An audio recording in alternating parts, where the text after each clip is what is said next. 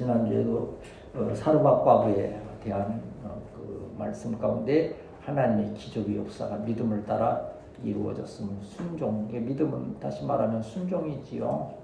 그 순종하는 믿음이 있었기 때문에 사르밧 과부가 엘리야의 말을 듣고 그대로 행함을 인하여서 그 빈궁한 시절에, 정말 위기의 시절에 하나님께서 은혜를 베푸셔서 또 그 가정도 살지만 엘리야가 사역할 수 있는 그러한 길들에 동참하는, 오늘로 말하면 복음의 역사에 동참하는 놀라운 은혜를 누렸지 않습니까?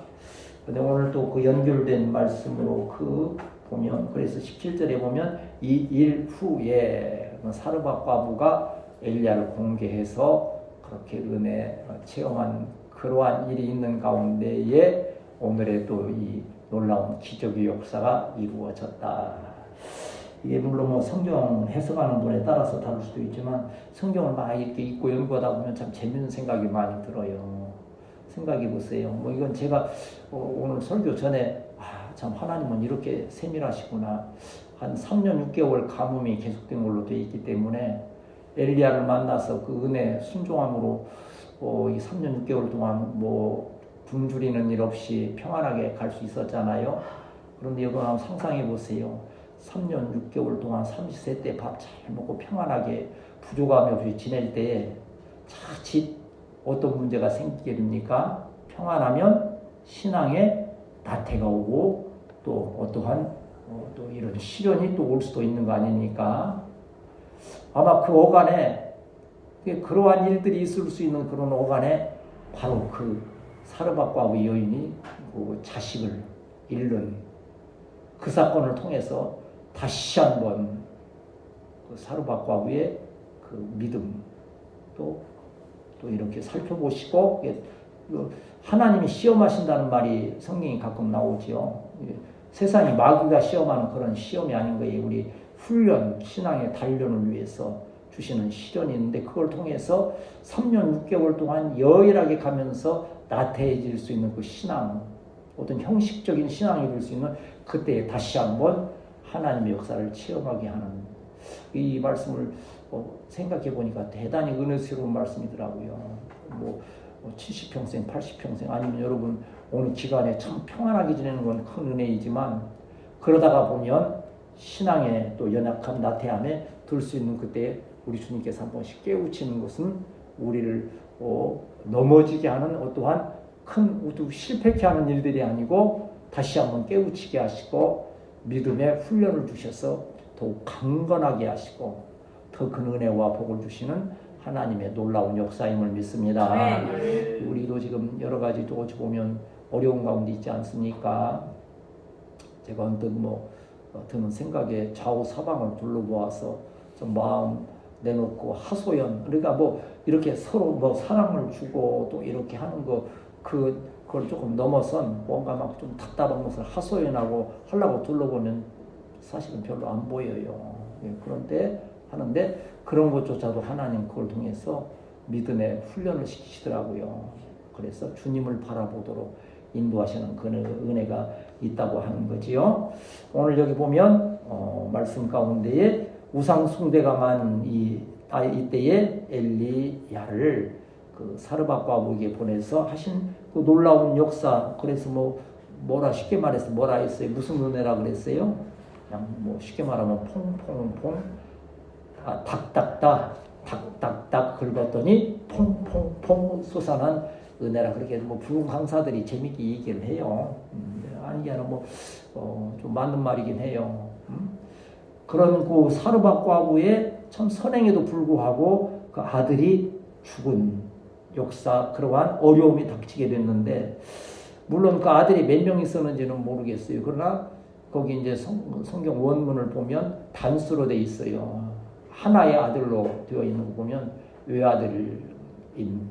그러니까 너무 정말 오늘도 바빠 방송에 잠깐 또 저 얘기도 미리 얘기하고 또 얘기하시던데 어느 분 그 자식이 루게릭병에 있어서 누워 있을 때 참 얼마나 참 참담하고 참 어렵겠습니까? 바로 그걸 넘어서서 자식이 죽은 가장 은혜스러운 때에, 굶어 죽을 수밖에 없는 때에 엘리야 선지자를 만나서 이제 먹는 거 걱정 없이 매일 하나님께서 일용할 양식으로 공급해 주셔서 평안하다. 내 영혼아 좀 쉬고 먹고 마시고 하는 그때에 딱 이 일을 주심으로 큰 위기에 빠질 뻔했는데 놀라운 것은 위기가 변하여 새로운 믿음의 역사가 되었다는 거예요. 어떻게? 엘리야를 통해서 그 죽은 자식을 다시 살려내시는 은혜로 역사하셨다고 하는 거예요.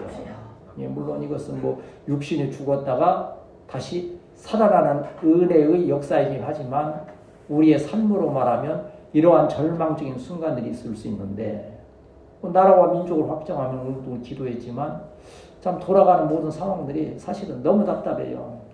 보기가 싫을 정도로 이제 그렇다. 분노도 계속 막 하다 보니까는 이제 분노를 넘어서는 어떤 좌절감 그냥 포기해버리는 듯한 그러한 지경까지 이르더라고요. 그게 뭐예요? 우리의 힘으로는 이것이 어떠한 한 걸음도 나아갈 수 없다는 그런 의미예요. 하나님만이 이 나라와 절망적인 이러한 모든 순간에도 또 역사하시사 선한 길로 인도하여 주심을 믿습니다. 우리가 이제 크게 생각하면 나라고 지금 당장 우리 지금 닥친 문제는 우리 교회의 지금 문제, 우리 집사님도 지금 또 상황이 좀 육신적으로 지금 너무 이렇게 어렵고 힘든 상황, 또 직장의 문제, 또 우리 청년들도 이제 앞으로의 진로의 문제. 지금이니까 젊은 날에 막 그저 그냥 어떤 젊은 그런 은혜 하나님께 주시는 그런 은혜로 막 저기 하지만 실제 일선에 정말 제대로 된 일자리 어떤 그런 직장에 가게 되면 또 새로운 도전과 시련들이 많이 또 부딪히게 될 거예요. 그때에 우리가 낙심하지 아니함은 오늘 이 과부의 아들을 살려주신 하나님의 은혜가 함께 하시면 우리 교회 가운데 우리 사랑하는 성도들 가운데 우리 청년들 가운데에도 놀라운 하나님의 기적 역사가 체험됨을 믿습니다. 오늘 이 말씀을 통해서 볼 수 있는 것은 모든 일에 하나의 문제들이 절망적인 상황들이 시험거리가 있을 수 있는 것을 우리에게 말씀하는데 바로 17절, 18절 말씀이죠. 17절, 18절 다시 한번 읽겠습니다. 시작. 이 일 후에 그 주인되는 여인의 아들이 병들어 중세가 심히 기준하다가 숨이 끊어진지라 여인이 엘리야에게 이르되 하나님의 사람이여 당신이 나와 더불어 무슨 상관이 있기로 내 죄를 생각나게 하고 또 내 아들을 죽게 하려고 내게 오셨나이까. 여기 보면 증세가 심히 위중하다가 숨이 끊어졌다 그랬어요. 여기 끊어졌다고 하는 그 말씀 보면 완료형을 써서 숨이 완전히 끊어진 거예요. 그냥 완전히 죽은 거예요. 이거 뭐 죽을 듯 한 것도 아니고 유중해진 그 상황이 아니고 죽었기 때문에 이것은 이제 절망 중에 무슨 절망이라고 그랬어요? 절대적 절망이라고 해요. 도저히 사람의 어떠한 물론 현대로 말하면 놀라운 좀 은혜 오늘 좀 보니까 저도 희망이 있습니다. 저 독일에선가 정말 이제 머리털이 나는 신약이 개발됐어요. 그 효과가 많대. 지금 임상 실험했는데 빨리 나와야 될 텐데 나도 좀 하면 좀 풍성해지지 않을까. 그러나 아마 분명히 한계가 있을 거예요.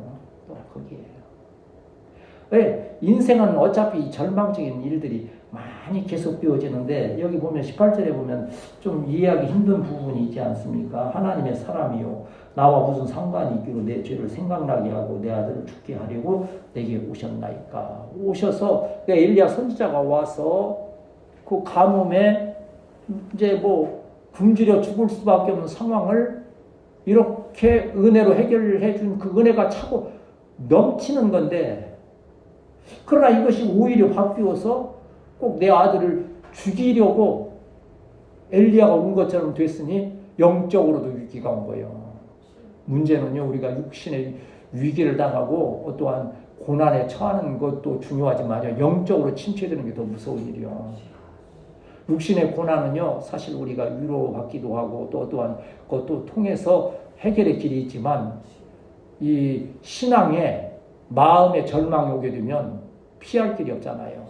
어떻게 합니까? 목숨 스스로 끊기도 하고 정말 절망적인 상황으로 내어 몰리게 되지요. 그러니까 여인의 지금 생각은 뭡니까?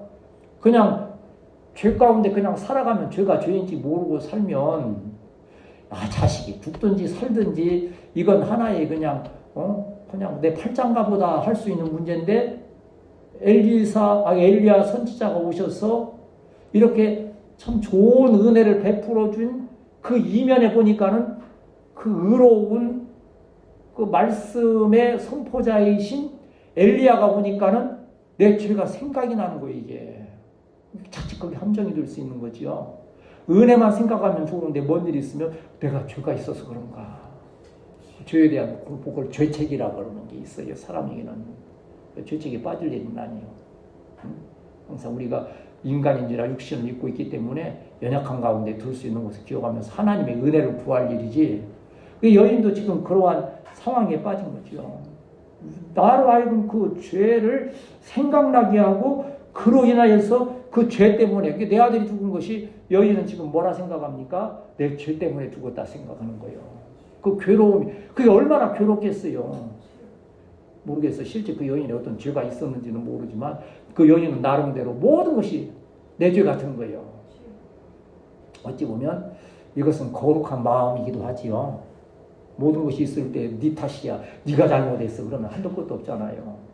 내 죄야. 내 탓이요. 그래 천주교에서는 뭘 옛날에 한동안 가르쳤어요? 내 탓이요. 거기도 지금도 기도문에 있어요. 저도 이제 그런 캐톨릭 학교 다녔기 때문에 내 탓이요. 내 탓이요. 내 탓이로소이다. 그런데 이게 도에 지나치게 되면 죄책에 너무 깊이 빠진 결과 그 사단이 이용해서 절망 가운데 끌어간다는 거예요. 아까도 이제 죄짐 맡은 우리 구주 어찌 좋은 친구인지 걱정없이 모든 염려 우리 주께 맡기세. 주님께 맡긴 우리 지혜로운 성도들 되시기를 축복합니다. 그러니까 이걸 이제 이 17절 18절을 보아서 아무리 은혜스러운 곳에도 또 한 번 이렇게 어떤 위기가 올 수 있다는 거예요. 그 위기는 이제 우리가 결과를 알고 있잖아요. 이 아들이 또 살아났으니까 이건 은혜가 됐지. 이 당시에 이 상황에서는요 굉장히 힘들고 어려운 그런 상황이지요. 그런데 성경을 여러분 읽어보면 우리가 위대한 신앙의 인물들이라고 존경하고 하는 분들 있잖아요. 아브라함이나 모세나 다윗이나 다 보면 인간적인 연약함과 또 어떤 절망적인 위기가 없던 분들이 없어요. 다 그게 있었지만 그 가운데에서도 믿음을 지켰다는 거지요. 한번 따라합시다. 주여, 내가 위기에도 믿음을 지키게 하옵소서. 이러한 말씀에 대해서 로마서 8장 17절 18절에서는 우리에게 이렇게 해답을 주고 계세요. 하나님 믿는 자는 아무 걱정도 없고 근심도 없고 날마다 승리 역사만 있어야 되는데 하나님의 말씀에서 이미 우리에게 교훈을 주신 거예요. 로마서 8장 17절 18절 같이 읽겠습니다. 6절에서 18절까지 같이 읽습니다.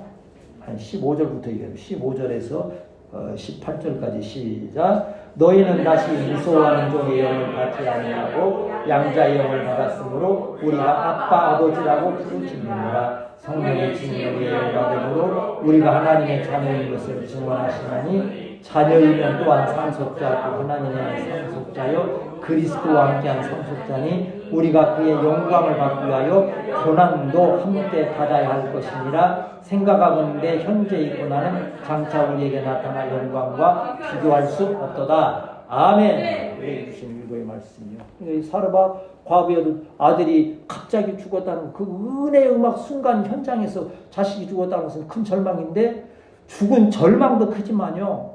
그 자식이 다시 살아났을 때의 그 기쁨과 그 은혜의 충만함은 죽은 것과는 비교할 수 없다는 거예요. 우리 교회 지금 여러분 또 직장의 문제나 여러 가지 위기 가운데 있는 것 같아도 나라도 위기 가운데 있는 거지만 지금의 이 괴로움은요 나라와 민족이 회복되고 여러분 우리 교회가 회복되고 또 여러분 일터가 가정이 여러분 장래의 일들이 회복될 때에 더 큰 기쁨으로 우리에게 함께 하심을 믿습니다. 19절 20절 같이 읽겠습니다. 19절 20절 시작. 엘리야가 그에게 그의 아들 잘라이를 그를 여인의 품에서 가라앉고 자기가 거창한 바람에 올라가서 자기 산을 누이고 여호와께 부르짖어 이르되 하나님 여호와여 주께서 그와 같이 과부에게 재앙을 내리사 그들을 죽게 하셨느니라 하고 위기가 있지요. 그런데 위기 때에 주신 큰 은혜가 여기 나타나지요. 위기 때에 은혜가 뭐예요? 기도요. 그리고 부르짖는 그러한 여기 보면 20절에 여호와께 부르짖어 그리했어요. 부르짖는다는 이 말씀은 전에는 이제 여기서는 이제 저기예요. 여기서는 카라라고 하는 이제 히브리어지만 헬라어에서는 크라조라고 했어요. 크라조가 무슨 뜻이라고 그랬어요? 부르짖는다는 뜻이 누가 우는 거, 뭐가 우는 거? 그렇지, 그 말이지. 까마귀가 깜깜하고 듣기 싫을 정도로. 보세요. 예수님의 은혜 받은 자들은요, 예수님 오실 때 부르짖을 때 사람들이 듣기 싫을 정도로 부르짖었잖아요. 바디메오나 조용히 하라고 할 정도로. 지금 엘리야도 이때에 이러한 위기가 보세요. 참 이 목회자도 때로 그런 황당한 일이 있을 수 있잖아요. 교회가 참 은혜스럽고 다 하고 있는데 교회 가운데 무슨 큰 일이 일어나거나 감당할 일이 일어날 때 목회자는 가슴이 철렁하고 내 일처럼 내 잘못으로 내 죄 때문에 그런 것이 아닌가 하는 거. 그러한 위기가 오는 거예요. 엘리야에게도 그렇지 않겠어요? 그 과부의 그 탁탁 긁었지만 퐁퐁 솟아나는 은혜가 있어서 그냥 엘리야 선지자도 그냥 매일 먹고 성경 보고 자고 그냥 편안한 3년 6개월 지내면 얼마나 좋겠어요. 근데 주인이 그 집에 여인의 자식이 딱 죽으니까 얼마나 이 체면점 이게 얼마나 큰 위기입니까? 그런데 감사한 것은 엘리야는 하나님의 선지자예요. 이때는 기도해야 된다는 것을 아는 거예요. 위기 때에 기도의 영, 성령이 인도하심 받는 저와 여러분이 되어야 할 줄 믿습니다. 내 하나님 여호와여. 그 정확한 명칭. 이 기도는 여기에 보면 그 누구를 부르는 게 아니에요. 하나님 여호와를 부르는 거예요. 우리의 기도의 대상은 여호와 하나님이심을 믿습니다. 물론 사람을 동원하기도 하고 사람의 관계도 회복되어야 되고 우리가 자칫 오해하면 또 하나님과의 관계 해결되니까 사람 관계는 아무것도 아니다. 사람을 아무렇게나 해도 된다. 그거 아니지요. 주 안에서 여호와 하나님 안에서 붙여주시는 사랑과 합력해하는 사랑과 모든 환경을 더불어서 지혜롭게 믿음으로 간구하고 부르짖을 때에 주의 놀라우신 은혜로 함께 하심을 믿습니다. 2026년 이제 또 우리가 사모하는 것은 우리가 부르짖잖아요. 부르짖고 하는 일에 대해서 이제는 응답을 주옵소서. 한번 따라합시다. 주여, 우리의 기도에 응답을 주옵소서. 거기 핵심 성경 구절 어디라고 여러분 추측이 됩니까? 응답되는 기도의 핵심 구절이 어디 같아요? 환난 날에 나를 부르라.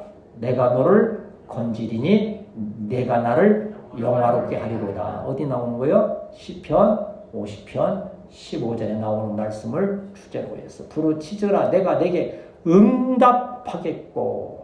그 믿음을 가진 엘리야가 지금 부르짖는 거예요. 그러면 엘리야가 기도할 때 여기서 사르밧 과부가 이제 이건 하나의 상상이죠. 엘리야 선지자 당신이 기도한다고 죽은 자식이 살아나겠어. 쓸데없는 일 마시오 하고 있었으면 살아난다 할지라도 그 사르밧 과부에게는 큰 시험거리가 될 수 있는 거예요. 어떻게 했을 것 같아요? 사르밧 과부는 같이 죽도록 기도했을 거예요. 믿습니다. 선지자가 기도할 때 내 아들을 살려주시면 믿습니다 하면서 열심히 기도에 협력했을 거예요.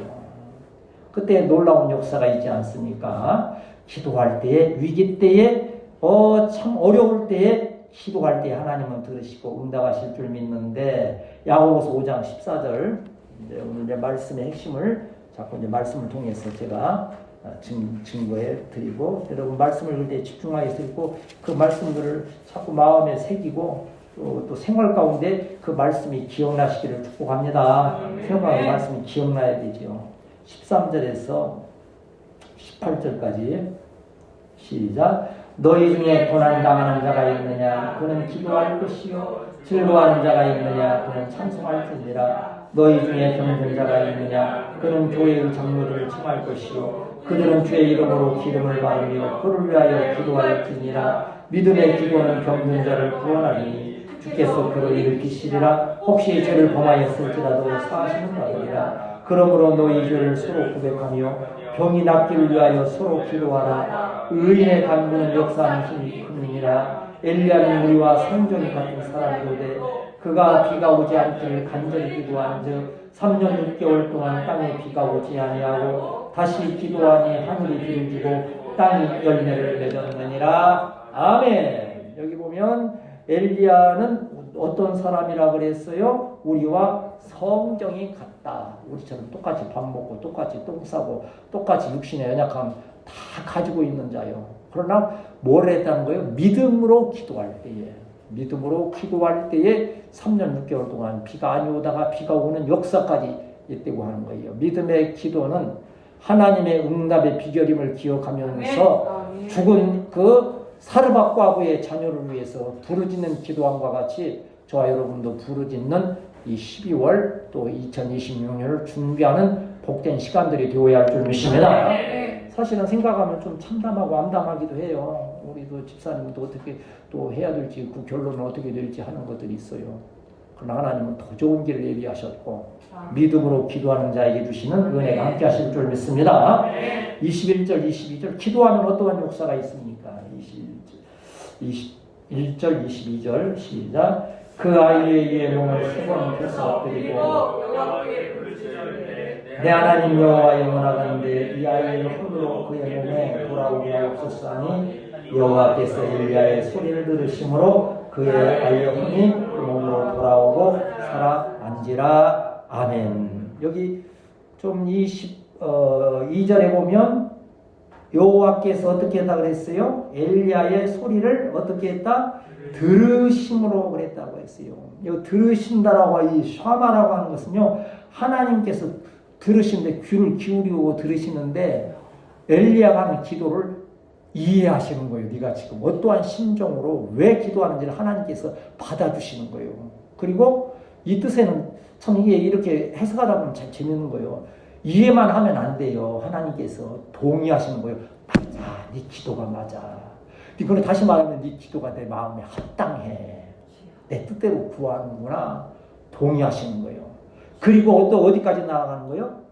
그 응답, 내가 그 일을 행하겠다고 하는 데까지 들으시고 이해하시고 동의하시고 응답받는 하나님의 행하시는 기도를 드리는 저와 여러분이 되어야 할 줄 믿습니다. 그러한 기도를 지금 엘리야의 기도를 통해서 이방 우리에게 가르치고 계시는데 그 기도를 들으신 결과에 어떻게 합니까? 혼이 몸으로 돌아오고 그가 살아났다 그랬어요. 이게 기도의 응답이지요.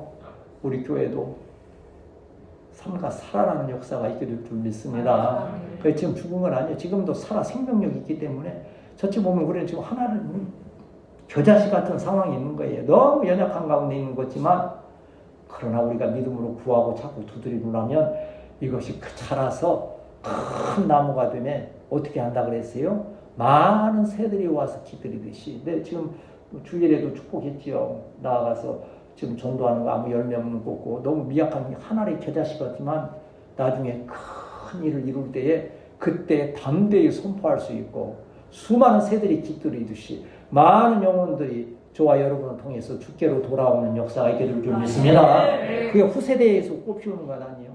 우리 강 목사님도 그 일을 위해서 노심초사 지금 기도하고 준비하고 말씀에 집중하느라고 얼마나 열심히 집중하는지 몰라요. 말씀에 어쨌든 그 깊이를 더하려고 최선을 다하는 모습을 볼 수 있는데 그러한 일들을 인해서 저희도 여러분도 기도하면서 여러분도 그러한 날들을 위해서 생활에 또 여러분 마음에 잘 준비되는 우리 교회가 되어야 할 줄 믿습니다. 시편 34편 4절 말씀. 시편 34편은 여러분 무슨 말씀인지 대충 짐작하지요? 이제 여러분은 이제 이 정도 했으면 목사님이 어느 성경 구절 찾는다면 거기에 그 말씀인지 다 암송을 못해도 그 말씀이 있으니까 뭔 일이 있으면 이 말씀 찾아야지 하는 역사 그 정도까지 여러분이 성장을 해야 되지요.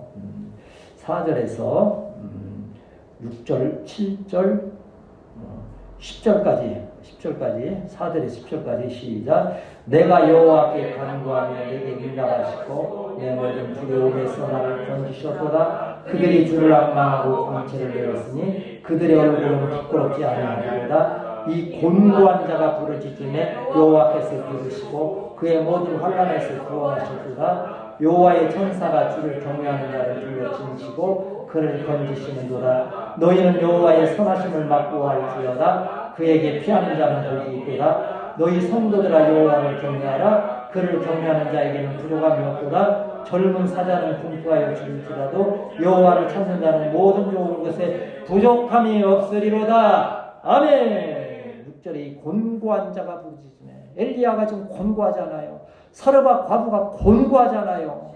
그때 부르짖었더니 내게 응답하시고 들으시고 그 모든 환난에서 구원해 주셨다고 하는 거예요. 저도 매일매일 이 구원의 은혜를 체험하는 거예요. 육신적으로도 아무래도 쇠약해지거니와 조금만 뭐 하면 또 마음에 또 육신의 연약함이 와지고 할 때에 다시 그 기도하고, 이번 좀 유익한 것이 우리 이제 집사님도 여기 이제 연약함을 인하여서 직장의 문제나 고민도 많이 하지만 그렇기 때문에 뭐 했어요? 다만 며칠이라도 교회에 올라와서 조용히 내가 뒤에서 몰래 보고 가고도 오는데 기도하더라고. 그래도 그게 또 참 뭐라고 그럴까, 대견해서 와서도 붙들고 기도도 하고, 참 이러한 일들조차도 은혜의 기회가 돼서 더 열심으로 부르짖을 때에 곤고한 자의 기도를 들으신 하나님께서 응답하시고 선한 길로 인도하여 주심을 믿습니다. 23절 24절 이제 읽고 말씀 정리합시다. 시작. 아이랑으로 가라져서 가문으로 내려서 그 어머니의 주여 이르되 그라의 아들이 살아났느니라. 여인 엘리야 이르되 내가 이제야 당신은 하나님의 사람이시요 당신에게 있는 여호와의 말씀이 진실한 줄 아노라 하니라. 지금 이때 비로소 이 사르밧 과부가 엘리야가 하나님의 사람이고 여호와의 말씀이 진실한 줄 이때 안 건 아니에요. 마지막 그 떡 한 조각 먹고 죽을라 했을 때에 엘리야의 말에 순종함을 인하여서 거기서 계속 솟아나는 그 은혜 기적이 체험했을 때 이미 하나님이 살아계신 하나님이시고 그 말씀이 진실한 줄 다 아는 거예요. 처음에 제가 전제했잖아요. 그렇게 매일 먹을 것이 있고 하다가 보니까는 차츰 하나님의 은혜를 잊어버리고 당연한 것처럼, 우리도 좋은 일이 계속되면 당연한 것으로 알잖아요. 그러나 이 일을 다시 한번 통해서 다시 한번 확실한 믿음을 그 여인에게 또한 허락하시는 것이 하나님의 은혜예요. 고난조차도, 그냥 한번 따라합시다. 고난조차도 하나님의 은혜임을 믿습니다. 뭐하는 자에게?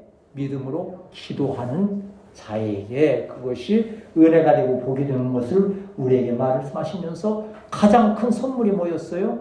죽은 아들을 엘리야가 꿰차고 어디로 주랭이나 쳐버리면 아니지요.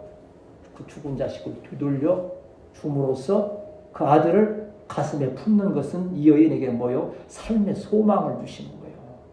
그 아들을 닮을, 아까 뭐 방사님 또 반복되지만 아까 그 안타까운 그 아들이 벌떡 일어나서 움직인다 생각했어요. 그 마음에 죽은 것들이 살아나는 역사가 있는 거 아니에요? 우리가 때로 마음에 죽은 것처럼 나라와 민족도 지금 마치 지금 우리 죽은 마음처럼 안타까운 가운데 있을지라도 살려주시는 그 은혜를 볼 때 뭐 쉽게 말하면 뭐가 바뀌어서 새로운 일들이 일어나게 될 때 우리 마음이 얼마나 기쁘고 소망이 되겠습니까? 그 사르밧 과부에게 왔던 위기는 오히려 은혜의 시작이었음을 기억하면서 그때의 부르짖은 엘리야의 기도를 기억하고 또 그 일의 은혜를 체험한 사르밧 과부를 기억하면서 여러분도 기도하여 그 은혜에 동참한 우리 성도들이 되시기를 축복합니다. 마지막으로 열왕기상 18장 이제 그 다음에 나가는 37절에서 39절 어떠한 역사까지 다음 주에 아마 이 말씀으로 다시 나누게 될 것 같은데 자 37절에서 18절 37절에서 40절까지 읽고 마치겠습니다. 하나님께서 어떻게 응답하시는지 시작. 여호와여 내게 응답하옵소서. 내게 응답하옵소서. 이 백성의 주 여호와는 하나님이신 것과 주는 그들의 마음을 되돌이키심을 알게 하옵소서. 이에 여호와의 불이 내려서 번제물과 나무와 돌과 흙을 태우고 또 도랑의 물을 핥은지라. 모든 백성이 보고 엎드려 말하되 여호와 그는 하나님이시로다. 여호와 그는 하나님이시로다 하니 엘리야가 그들에게 이르되 바알의 선지자를 잡되 그들 중 하나도 도망하지 못하게 하라 하매 곧 잡은지라. 엘리야가 그들을 기손신으로 내려다가 거기서 죽이니라. 아멘. 엘리야가 그렇게 기도했을 거 아니에요. 내게 응답하옵소서. 내게 응답하옵소서. 하나님이 여호와이심을 저 여인으로 사르밧 여인으로 하여금 알게 하옵소서. 그리고 바알의 선지자들을 다 죽였다는 것은 이 나라와 민족 가운데 죄악된 세력을 다 제거하실 거라는 것이고, 교회 가운데 여러분 생활 가운데 역사하는 사단의 모든 세력을 깨끗이 정리하시는 주의 은혜가 함께 하실 줄 믿습니다.